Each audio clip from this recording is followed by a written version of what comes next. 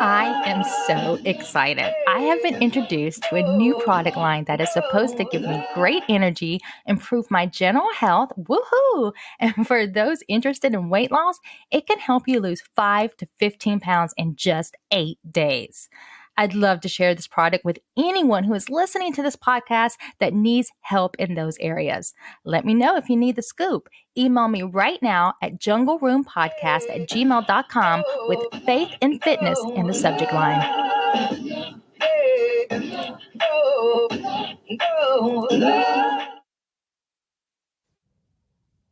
Welcome to the Jungle Room, brought to you by Pizza Man in Eagle River, Alaska. I am Jaime Kay, and with me today, guest hosting, is Matthew Pixley. How's it going, Matthew? Hey, Jamie, how are you doing? I'm glad we finally got to get together. Finally, yeah, you only bailed on me 38 times. Yeah, 38 times. So for you guys that don't know, Matthew Pixley is one of our fabulous Jungle Room podcast team members, and you will be coming on the show frequently this year to guest host, to be my sidekick, to be my little bitch, basically, right? yeah, I hope that happens. I'll talk to Julie later, see what I need to do. Yes.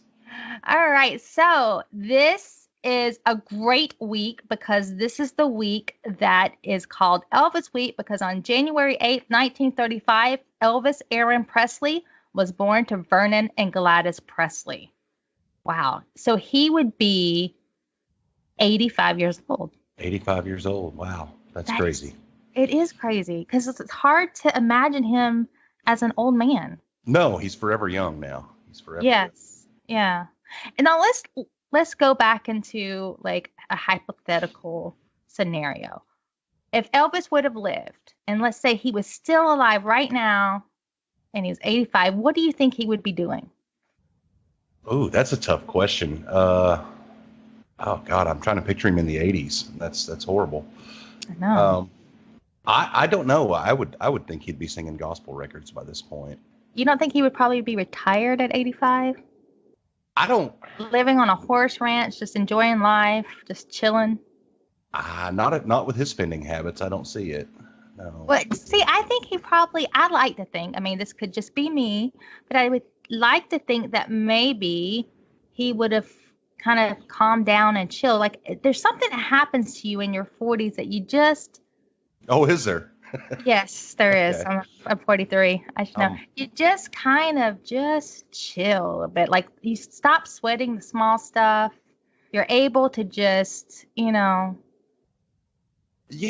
be okay with your boredom and find new things. I think that Elvis was I think he never got used to being rich. And I think that had he lived, by the time he got to be 45, he would have just accepted the fact that he was who he was and embraced it more instead of trying to just give it away. Well, then you have to ask, what about Jerry Lee? He's still touring. Yeah, was up until last year, I guess. But yeah. It's interesting. He probably would have gone sporadically, but I'd like to think that he would have been the actor he had always wanted to be. Yes, that's a strong possibility. Yes, I agree with that. So for all the Elvis Presley newbies out there who's listening to this podcast who want to learn more about Elvis Presley, well, we're going to give you some Elvis Basics 101. Now, Elvis Aaron Presley, like we said, was born to Vernon and Gladys Presley in a 2-room house in Tupelo, Mississippi. Elvis was a twin. His brother Jesse Guerin was stillborn. Now, the birth of the twins left Gladys in really bad shape. She almost died. Did you know that, Matthew? I did. I've heard that, yes. Yeah. Now, in 1948, the family moved to Memphis, Tennessee, and Elvis graduated. Where did Elvis graduate, Matthew? That'd be Humes High School. Yes. And his musical influences were not just pop and country music of the time, but also the gospel music that he heard in church. He was really passionate about the Black R&B artists, and he absorbed the historic Beale Street as a teenager. Now, you've been to Beale Street many times, Matthew. When you're walking down Beale Street, do you feel his presence? I do. There's a lot of history in that area, and even the surrounding blocks. You walk around and think, man, he walked by this, and he went into this store, and it's really fun to go down there. And I encourage anybody that's in Memphis to walk around that downtown area. I think you really get a feeling that there's something special down there. Yeah, I can't wait to go. As you know, I'm going to be in Memphis in August, and I plan on touring Beale Street and seeing that whole part of Memphis. Now, in the 50s, the style was the crew cuts, and most of the guys like were pretty preppy. But Elvis, with his influence on the black artists of the day, he was his own fashion icon, even back in high school. Yes, he was a trendsetter for sure. Very big trendsetter. Did you know that like Elvis for music class, I don't think he took a music class, but he didn't do very well in it. Have you heard that story? I have. I don't know if he failed it, but I think maybe he got like a C or a D in that class, which is kind of funny to imagine. Yeah, it is funny. It kind of makes you wonder like what the thought process was of that. Like, I imagine his mind was probably elsewhere. Oh, yeah, that could be. That could be. Now, in 1954, this was the year that Elvis began his big singing career, and it was with the Sun Records label in Memphis. Now, Matthew, I know you know this part of the story very well. Can you walk us through how Elvis got his record deal? Well, I don't know, say I know it very well. I think it was in the summer of '53 that he originally went in there. And I think the story is that he went in to record a record for his mama. I'm not sure I jive with that. I think he wanted to hear himself. I think he wanted to hear what he would sound like on record. Oh, I was hoping that story was true. Well, it may be, but But it could be both. He could have gone in there to hear himself sing, but also give the record to his mom. Oh, exactly. Yeah. And he wanted to hear himself. And I think he wanted to be noticed because everybody was getting discovered at Sun. Not anybody big up until that point. But yeah, I think and $3.98. Think about that. That was a lot of money to pay just to hear yourself on a record back then. Mm-hmm. So, yeah, in July of '53, he did that. And I think it was I don't know the exact dates, but it was a while that he waited to get a call back. Which Marion Keisker was the one that pushed Elvis on Sam Phillips. She really, really liked Elvis. And so we can credit her for getting him noticed. That's right. Now, something also big happened in 1954, and that was the Louisiana Hayride. I love all the stories about the Louisiana Hayride. Now, we've seen it portrayed in the movie about Johnny Cash, Walk the Line. We've also seen it in Jerry Lee Lewis's movie and stories. I mean, just imagine June Carter, Elvis Presley, Jerry Lee Lewis, Johnny Cash, Hank Williams. I mean, it's just, well, Hank Williams was already passed away, but he had been in Louisiana Hayride until, he died in 1952? Yes. Ooh, you're asking the wrong guy there. Yeah. Okay. So prior to Elvis and Johnny Cash and Jerry Lee Lewis and June Carter, the people that used to, the big group was Hank Williams, Slim Whitman, Kitty Wells, Webb Pierce, Jim Reeves. They all made their musical debut with the Louisiana Hayride. So yes, Elvis did too. And he debuted it on October 16th, 1954. Okay, I didn't know that. Okay. Yeah. I'm learning something here. Do you know how much it costs to go to the hayride? I don't. I bet you can tell me. 60 cents for adults and 30 cents for children. Wow, and what a show to see. I know. Just to just be in that era, to be there with all those great talents, that would just have been amazing. Oh, I bet. Yeah, I'm in agreement there. Yeah, I think your dog had just agreed with us too. Yeah, he did. Good. Say hi, Rooker. So there he goes. Elvis Presley becomes a sensation. He's on the Ed Sullivan show, many different TV shows. We all know the story. There were a lot of adults who were not big fans of Elvis Presley. They labeled him a bad influence. They didn't want uh, their children listening to him. He was like the bad boy of the musical scene in that era. He Would go was on. devil incarnate. Yes. And he would go on to, well, we know that he would leave Sam Phillips and he would sign with Colonel Tom Parker. RCA also bought his record deal. And we have the story with Colonel Tom Parker, which if Mike was here, Mike would probably say some little jabs because he is not a Colonel Tom Parker fan. What are your thoughts about Colonel Tom Parker? He had his faults, but I'm fascinated by the guy. I mean, and I'm a firm believer in that. If it weren't for him, we wouldn't know who Elvis is. We wouldn't be sitting here talking about it. So, do you think though do you think that they would have eventually parted ways if he had lived? I think I would have liked to have seen him parted ways, probably earlier than his death, because I think by the 70s his run was up.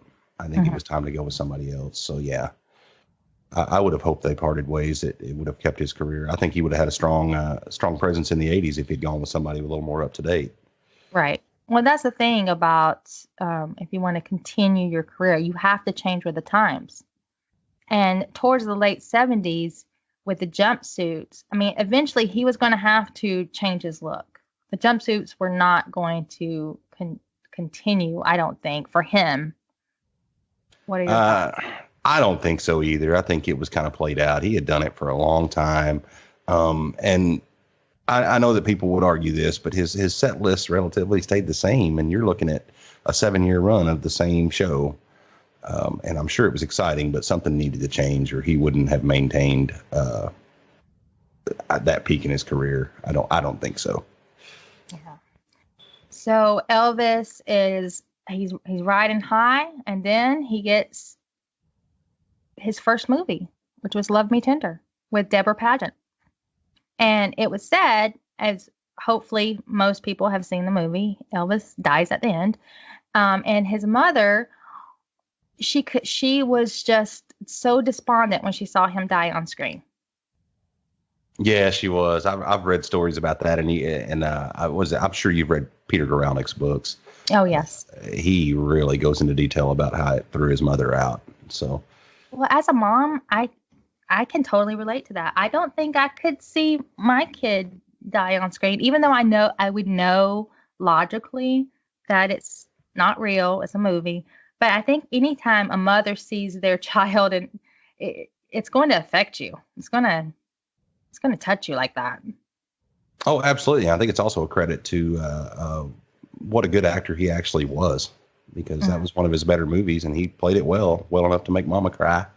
Really? You think Love Me Tender was one of his better movies?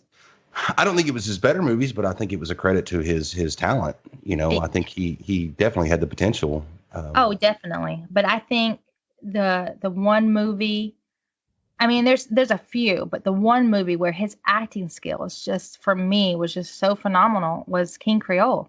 Oh, absolutely. And you're going to laugh at me. My favorite is Change of Habit. I know it's Change of Habit. I like that too. Really like that movie.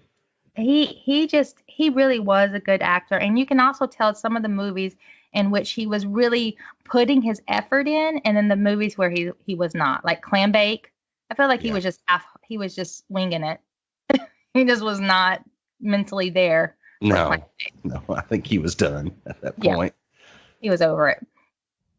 So he's making these movies. He is. He goes from Love Me Tender to Loving You, Jailhouse Rock, King Creole, and then guess what happens?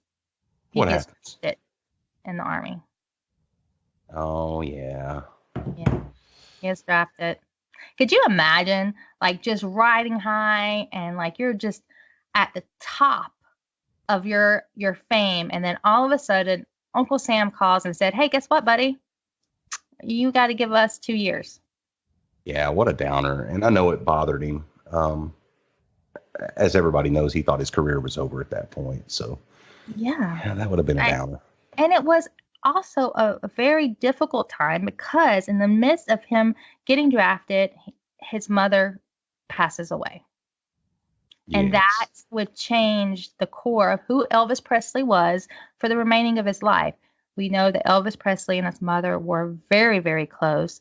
And for her to die as she did, it crushed him and it devastated him. And when you look at the age that Elvis was, he was still very, very young to have lost his mother at the way that he did.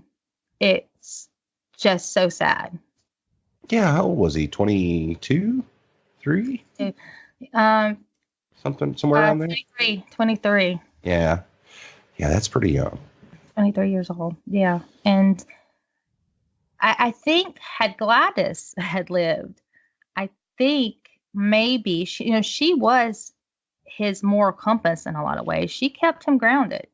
And I wonder if Gladys had lived, if maybe the drug use wouldn't have gone as far as it did. Because remember, he went to Germany, but he also brought Vernon and his grandmother. So that would mean that Gladys would have gone to Germany as well.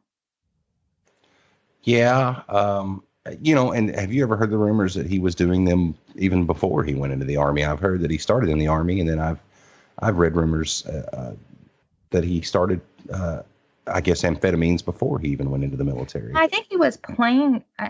I've never heard that, but I would think that he was probably like dabbling in it just because of his sleep schedule. And also, I read in some of the books, he was physically exhausted. He actually was admitted to the hospital for exhaustion because of his sexual activity. He all of a sudden had all these girls throwing themselves at him, and he basically got hospitalized for exhaustion. So I could see that, but I think that when he joined the Army and being over in Germany, he had more exposure to them, because wasn't the Army like issuing them out? I don't know if they were actually issuing them out, but I know his sergeant was. I mean, that was just the norm back then. It's not. It wasn't taboo exactly. Right. So if Gladys would have lived, Elvis was with Anita Wood at the time, and Gladys, from what we all know, loved Anita, and she had thought Anita would be the woman that Elvis would marry. So it makes you wonder, had Gladys been alive and stayed in Germany, would he have been messing with, is that the right word? With some of the girls. We know of one, Priscilla Was, that he would end up marrying in 1967, but there were also other girls as well. I don't think he would have been doing that around his mom, because she would have,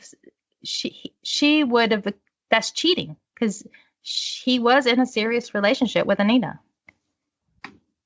She was, or he was? Yeah, he was. What did I say? She? Yeah, Mama would have grabbed him by the ear, I'm sure. It would have really changed. It's interesting to think it would have really changed everything. It would have. Yeah. And it's really, we could just like go on and on. And it's like going down a rabbit hole. I mean, it isn't what happened. She did pass away. He goes to Germany. He meets 14-year-old Priscilla Was, who is the daughter of a captain. And he finds her to be lovely and is attracted to her. She's 14, he's 24, and he thought that she looked a lot like Deborah Paget, who he was his co-star in Love Me Tender, who he had a crush on. They never dated, they never did anything, because she had a very strict mom, and the mom would not let her date Elvis. But he had such a big crush on Deborah Paget. And it said that his first attraction to Priscilla was because she favored Deborah Paget. Huh. I did not know that. See, that you got this love life thing all wrapped up. I know. I really need to get off of that, because it's like whenever I start talking about Elvis Presley's life, it's, I start talking about his relationships. I know. It's weird. I don't know what that's about. Be like, girl, why are you always worried about somebody else's love life? Come on. So then Elvis Presley, Priscilla is dubbed the girl he left behind. He has, we played the phone call that he had with Anita Wood in episode, I think 2 weeks ago. And Anita is asking him about, do you have a special girl over there? And Elvis is lying. He's like, no, I do not. And he goes on and tells her that's why he doesn't call her as much anymore, because she was like a nagging wife, always driving him crazy with all these questions. But he definitely was with another girl. He was with Priscilla. Well, that's what you do when you're caught in a lie. You get angry and fire back, right? I don't know, Matthew. I don't know either. I'm just assuming. So, well, in March of 1960, Elvis leaves Germany, and there's a lot of photographers taking pictures of Priscilla. He goes back to the States. He gets back with Anita. He's on the Frank Sinatra show. They did a welcome back Elvis with Frank Sinatra, Sammy Davis Jr., Nancy Sinatra. Big hit, and Elvis feels the love, and he thinks, okay, my fans haven't forgotten me. It's time to make it big. And he gets excited about the movie that he's going to do. It's going to be his first movie back in the spotlight. And he was devastated and so disappointed when he got the script, because the movie was a cheesy musical called GI Blues. I liked that movie. Did you know? I did too. I liked it too, but he did not like it. He was so devastated by it. But think about it. The last movie he made was King Creole, right? Like that caliber of a movie, to go from King Creole to GI Blues. You could see his disappointment, because he was progressing. He goes from Love Me Tender, Loving You, then Jailhouse Rock, King Creole. Like, the movies were getting better and better. And then when he comes back from the army, he gets GI Blues. Yeah, and he had a real problem. I've read that many times. He had a real issue with he didn't want to sing in the movies. He was, which I can kind of understand. That's what I do for my living. I don't want to do this. Here I want to try a different avenue. So I can understand his frustration there. And I think the colonel's way of thinking was, what's going to bring in money, the most money, and popping out these pictures, these musicals, did bring in the most money. It gave fans that instant gratification to hear him sing. But while he's making these movies, he stops touring. He stops performing on stage. And the times are changing. We start getting the Beatles. And Elvis is still making these types of movies. Yeah, and I've said this before, and you may agree or disagree with me. I don't know. Did we even talk about this? I can't remember. But I'm a big believer that the movies preserved him throughout the 60s. I think had he not got stuck in those crappy movies, I know he didn't like it. I think if he hadn't gotten stuck in that decade, his musical career would have been completely different. And probably, I don't feel like he'd been quite as successful through the years. Mm-hmm. If he it was almost like he went on a little bit of a hiatus, that people, just expected that he was going to do these movies. And not all the movies that he made in the 60s were bad. I mean, he made some really good movies. I liked Charo. I liked Flaming Star. I liked the movie with Tuesday Weld, which Follow That Dream. Is that no? Girl, don't ask me. What is the movie with Tuesday Weld? It's like it was my mom's favorite. I'm drawing a blank. You know what? Well, when we come back from a break, I'll know the answer. But back to my original point is that the 60s gave him sort of a hiatus. It almost kind of like made him predictable about what he was going to do. So when 1968 happened and he comes out with that special, the 68 comeback, it blew people away. It was like, wow. It was almost like he just resurrected himself. Oh, he absolutely did. Wow. I did you go to the theaters and watch the 68 comeback when it came out? What was it, a year or two ago? I don't know if you remember that. Yeah, I do remember that. Dave Stroh, my original co-host, he actually went and he said, I guess it was like just mesmerizing. Oh, it was. I even took my son, and I think at the time he was only 14, and he likes Elvis, but not like me. And he was just glued to it the whole time. And it was an amazing performance. Now, did they show extra clips in the movie theater release? Yeah, they had some extra. They had some extra snippets with Priscilla, now his name escapes me. The guy who directed it, uh, Steve. Steve, not Scholes, Steve Bender. Yeah. Steve Steve Bender. Bender. Yeah, yeah. They had about 15 or 20 minutes worth of extra interviews and such before and afterwards, and then it was just the show as it was taped and showed on television. Now, did you know that Priscilla was in the audience? No, I didn't know. I I did didn't. not know that either, but it's floating around on Facebook. She's actually sitting in the very top row. And there, when he's standing in one of his performances, when he was standing on that circular stage where some of the girls are sitting around the stage, you catch a glimpse of her sitting in the very top row. So here's my question for you: were they married at that point when that taped? Yes. Yeah, so they were married on May 1st, 1967. I knew you would do that. Lisa Marie was born February 1st, 1968, and the special aired December 1968. Okay. But if memory serves me correctly, it was actually taped that summer. Mm-hmm. It was. I knew it was taped. And there was a Several. little bit of conflict between Steve Bender and Colonel Tom Parker because the Colonel wanted it to be a Christmas special. Yeah, he did. And here's my thoughts on that. I think the Colonel was almost done with him at that point. I don't think he saw his music career coming back. This Really? is just my thoughts, Mhm. but to stick a guy in for movies, for 9 years like that, what he knew were cruddy movies. I think he was squeezing every dime out of him he could. I don't think the Colonel saw that comeback coming. As we know, he wanted to make a Christmas special, right? Yeah, and I'm so glad that Elvis and Steve Bender stuck to their guns because the 68 comeback special is one of my all-time favorites watching Elvis perform, especially with, the song If I Can Dream. It really, the emotions that he had when he sang that song really captured what was going on in the country at that time with the assassination of Martin Luther King Jr., or Robert F. Kennedy. I mean, it was, you could feel it in his voice and the way he performed.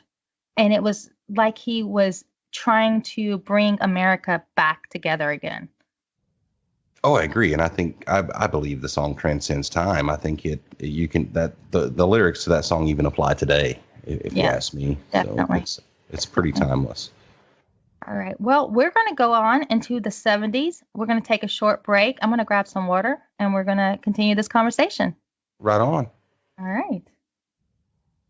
We'll be right back. Hi, guys. Jaime Kay here.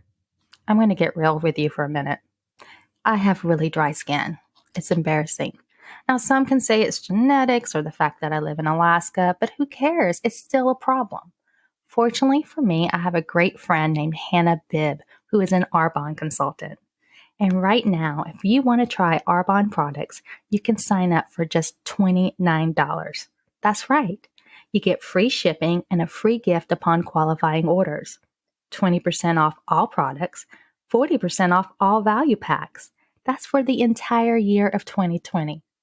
You can't beat that. So contact my friend today, Hannah Bibb, at 907-957-9298. That's 907-957-9298. Or look her up on Facebook, Hannah Bibb, Bibb.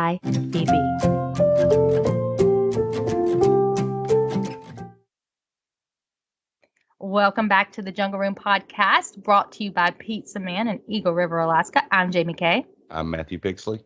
Okay, so when we left before the break, we were at the 68 comeback special. Elvis got bitten by the music bug again, and he told his manager that he was basically done making these movies. He wanted to be back on the road again. He would go on to make, I think, one more movie, Change of Habit, and then he was off. I mean, he started performing, and when I say he started performing, he was magnificent. Have you seen any of the videos where he's performing in Vegas? Oh yeah, with the had the tassel suits on, right? The white. Yeah. Yeah. Well, he was. I don't know what they're called. He was thin and tanned, and Oh my goodness. So being in Vegas, those rooms are a lot smaller than the big arenas when he would have those big concerts. So Mhm. could you imagine sitting at one of those tables in Vegas watching Elvis Presley perform, sipping on your martini, and could be so close that if you wanted to, you could touch him. I mean, of course, it would be hard That'd be to creepy 'cause if I reached out and touched him, but yeah, you could touch him. yeah, that would probably be creepy. But for you, but I think I could have probably got a kiss or something. Go on, But girl. anyway, so yes, and so he was just on top. I mean, Elvis Presley was back. He was. I think you think that probably was pretty much a big highlight of his career. He just seemed very happy and seemed to just be on top of his game.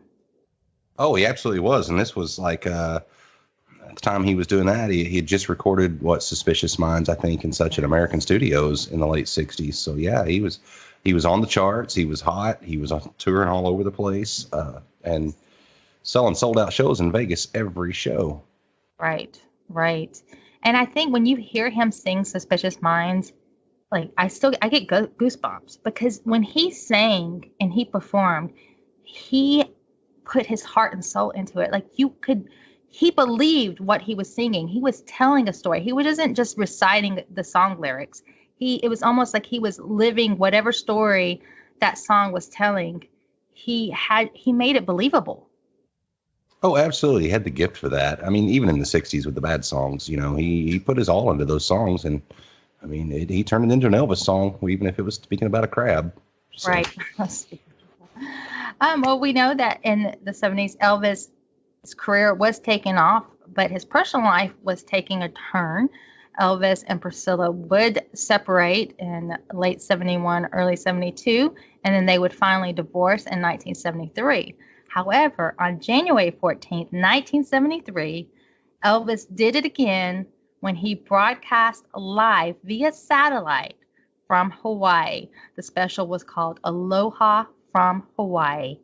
And wow, that special, he was in the best shape.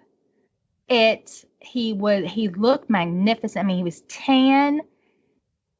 It was awesome. What was cool about this is that this special took place the same day as the Super Bowl. That meant that it attracted over 51% of the television viewing audience. Oh, wow. And it became NBC's highest rated program of the year. Oh, that's crazy. That is. That's crazy to think about. It is. Yeah. And it aired over 40 countries across Asia and Europe. Of course, they received the telecast the next day. So it was, but it was also in prime time. But that special cost $2.5 million. That's a lot of money. That is a lot of money, but I think that they got a return on their investment. I'm pretty sure. Yeah, I think they made their money back. And if you think about it, it really gave a chance for the people in other countries to see him, because it's not like it is today where you can just turn on the TV and you got 600 channels and there's VH1 there. That didn't exist back then. So kind of a unique opportunity at the time.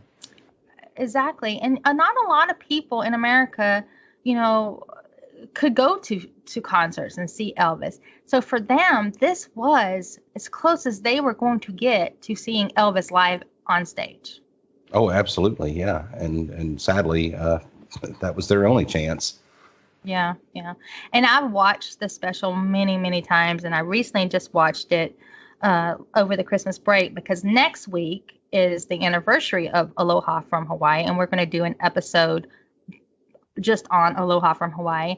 And so as I was watching that episode, man, Matthew, his stage presence is just phenomenal. I don't know what other words I can use to describe seeing that man on stage, especially in his prime.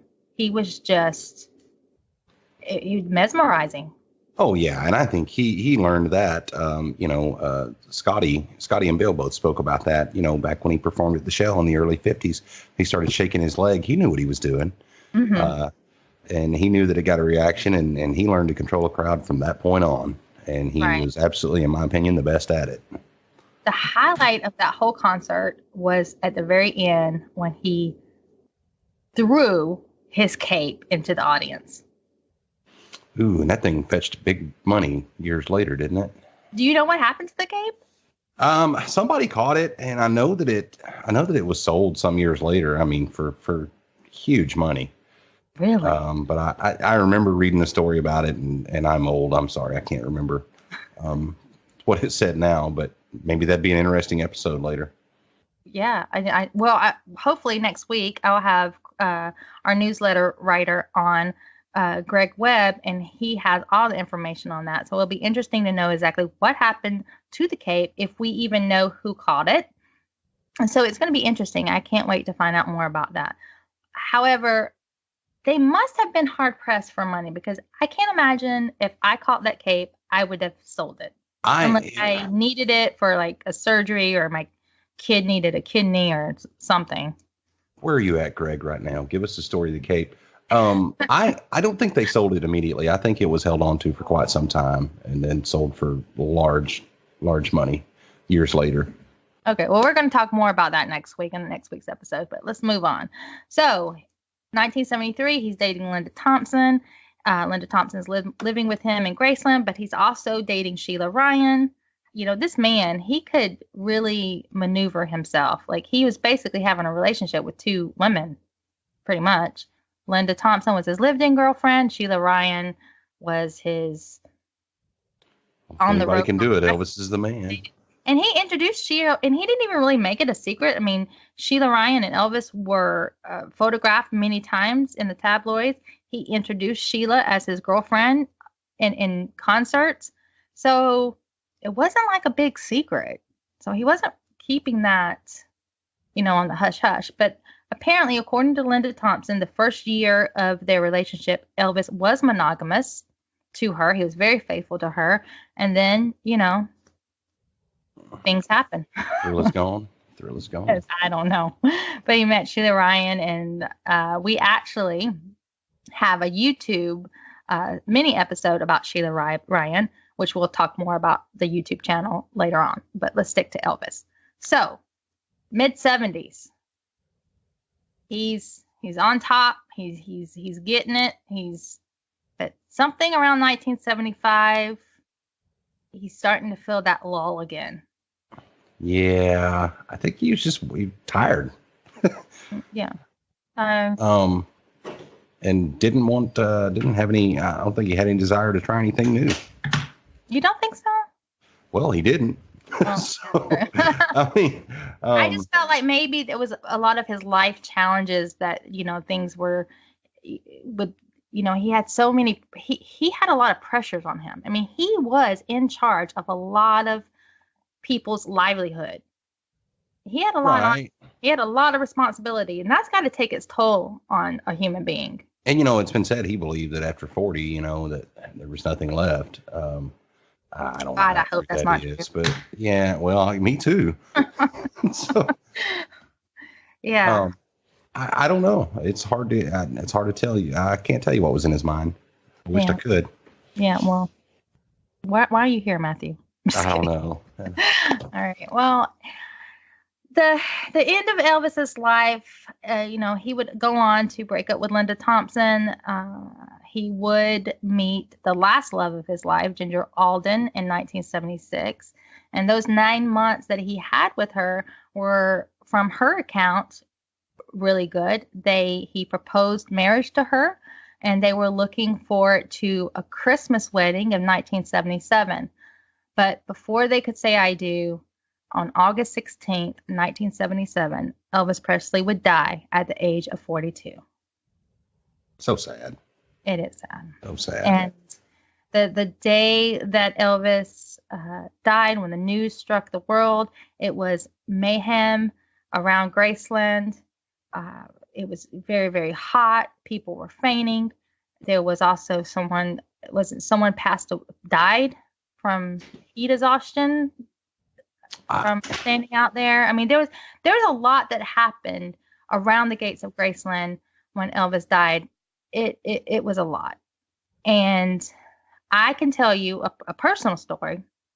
As some of you listeners know, my mom was a huge Elvis fan from the get-go.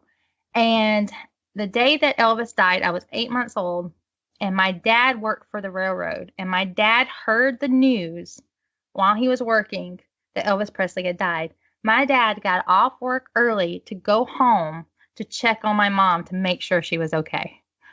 Oh, wow. Yeah. That's pretty crazy. And, Yeah. and you do hear a lot of stories about that, but I've never heard one from somebody I know. So What is very disappointing is that my dad and my mom were going to see Elvis in concert. He was going to be performing in Macon, Georgia sometime in 77 or 78. I don't remember the exact when. Oh, your dog knows. yeah, He knows the story. I don't know when exactly he was going to be performing in Macon or exactly where it was they were going to go. I just remember my mom telling me that they were going to go see Elvis, but he died before they could go see him in concert. That's so sad. So they never did actually see him before that then? No. That would have No. been their first time? That's sad. That's Yeah. sad. I hate that. Yeah. I wished I could have gone too. Yeah. And obviously, I don't remember the day that he died. I mean, I was 8 months old, but I She remembers. I do like to ask people where they were when they heard the news that Elvis died. And, the world lost a legend that day. But what's fascinating about the story of Elvis Presley is he died physically, but he didn't die spiritually. He is so present in the world's mind today as he was 42 years ago. If anything, he's bigger now than he was 42 years ago. Absolutely larger than he was then. Or not larger, bigger. Bigger. Well, Matthew, is there a special memory that you have growing up as an Elvis fan that you would like to share before we go on to the next segment? I think we talked about it before, about how I became an Elvis fan. I think, my favorite memory is the first time I went to Graceland. I think I was 13, and going with my mom and dad, and I've lost my dad since, so I treasure that memory. And we did the whole weekend, did the Bill Street, the Graceland, the Tupelo deal. And that was really when I was introduced to Elvis and became a fan. And so, I just pack a lot of great memories of hanging out with my dad as a kid and getting to hear his stories from his memories of growing up in that era. So, yeah. My favorite Elvis memory is every Christmas Eve. I don't remember when this started, but until I left home, every Christmas Eve after we went to my grandmother's house and the presents, my mom and I would always watch an Elvis movie together. And that was one of those memories that I will keep till the day that I die. And every time I see an Elvis movie, I think of her. And that was one of the ways that she and I bonded. And we bonded over Elvis Presley, his music and his movies. Still bringing people together. That's right. Elvis Presley was a connector, and he's still doing it. All right, you guys, we're going to take a very short break, and then I'll be back with some news for the Jungle Room podcast and what you can expect for the rest of the year. Be right back. Come to Pizza Man, a family-friendly restaurant offering the best in homemade, mouth-watering pizza and Italian delights. Our restaurant combines the feeling of home and the taste of Italy for you and your family. The result is a comfortable, casual atmosphere featuring scrumptious food and fun for adults and children alike, with delicious, authentic Italian cuisine, fast free delivery, and attentive service. Pizza Man's an Eagle River favorite for more than 35 years. Try one of our lunch specials starting at $7.95. All of our lunch specials come with your choice of our 30-item salad bar or our homemade soup, plus a soda of your choice. Check out our 37 beers on tap. Check us out online, pizzamanak.com. Welcome back to the Jungle Room podcast. I'm Jaime Kay. A huge thank you to Matthew Pixley for joining me in this episode as we talk Elvis Basics 101, and also to his dog, who wanted to make sure her presence was known as we were recording this episode. Now, you guys, if you're in the Memphis, Tennessee area this week, you do not want to miss the John Daly's Elvis Birthday Bash. That's 10 a.m. to 6 p.m., January 8th through the 11th. It is going to be in the Holiday Inn Express, which is a half-mile north of Graceland, free admission and parking. Now, there are going to be a lot of celebrity guests there. There's going to be Janice Fadal, daughter of Eddie Fadal, Charlie Smith, Elvis's co-star in Spin Out, Ron Strauss, the Lisa Marie co-pilot, and so many more. You're also going to get to see Billy and Joe Smith, Elvis's cousins, their son Danny Smith, who is the owner of the MMK YouTube channel, Marty Lacker's daughter, Sherry and Angie Lacker. You may even get to meet Billy Stanley, Elvis's stepbrother, Tish Hensley, Elvis's nurse, so many more. And I know I'm forgetting a lot more of the celebrity guests, but that just gives you an idea of the type of celebrities that are going to be there for this Elvis Con. You also get to meet John Daly himself, the spa guy who will be doing a lot of filming, Ashley Drew, who has her own YouTube channel titled Ashley Drew. Guys, I am so jealous of everyone that gets to go to this event. It is going to be spectacular.